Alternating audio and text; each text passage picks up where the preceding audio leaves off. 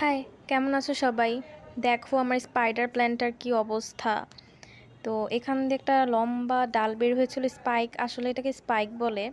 তো সেটা বের হয়েছিল, সেটা আজকে উপর থেকে র্যাক পরে ভেঙে গিয়েছে। তো এই যে এই ডালটা ছিল আরও বড় ছিল, এটা অনেক আগের ছবি। তো এই যে আমি ডালটা থেকে স্পাইকগুলোকে কেটে নিয়েছি। আদৌ জানি না এগুলো থেকে আর শিকড় বের হবে কিনা, মানে গাছ হবে কিনা এগুলোর থেকে। তো কি করার, তাও আমি এটাকে বুনে দিচ্ছি। তো ওই যে একটা হাতের সামনে কিছু ছিল না, তাই একটা মাটির পাত্র নিয়ে নিয়েছি আর ফুটোটাকে কার্ডবোর্ড দিয়ে আমি ঢেকে দিচ্ছি। আর মাটিটা তৈরি করেছি একটু ভার্মি কম্পোস্ট আর নর্মাল মাটি দিয়ে। তো মাটির পাত্রটাকে ভরে দিচ্ছি। আর এই যে বুনে দিলাম স্পাইকগুলোকে। এত ছোট, আমি জানি না এগুলো থেকে আমি আজও গাছ করতে পারবো কি না। তাও এই যে একটু পানি দিয়ে দিলাম আর আমার